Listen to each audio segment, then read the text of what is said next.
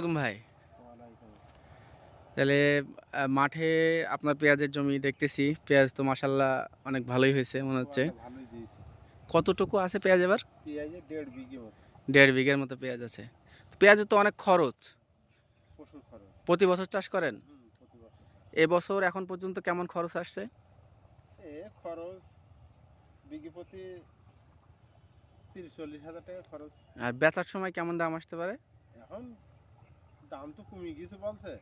যদি ভালো দাম থাকে তাহলে? ভালো দাম থাকলে 50 টাকা 50 টাকা কেজি। কেজি। তাহলে মন হিসাবে দেখা যাচ্ছে বিঘাতে কেমন লাভ আসে? বিঘাতে 10-20 হাজার 30 হাজার টাকা? 30 হাজার টাকা হয়তো। 20-30 হাজার টাকা হয়।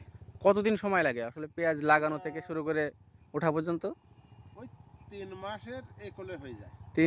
3 মাসের ভিতরে হয়ে যায়। তাহলে 1.5 বিঘা জমিতে আপনি চাষ করছেন, এইখান থেকে 50 হাজার টাকা লাভ হওয়ার একটা আশা করা যায়, তাই না? একটা আশা আছে। আল্লাহ যদি দেয় আর কি। আল্লাহ দেয়। আচ্ছা আচ্ছা, যাক, আল্লাহ আপনার পেঁয়াজ দিক। তো এটা তো ছোট, অল্প অল্প জমি, আর ভাগ ভাগ করে লাগানো বিভিন্ন জায়গায়। ভাগ ভাগ করে। সব এই মাঠেই?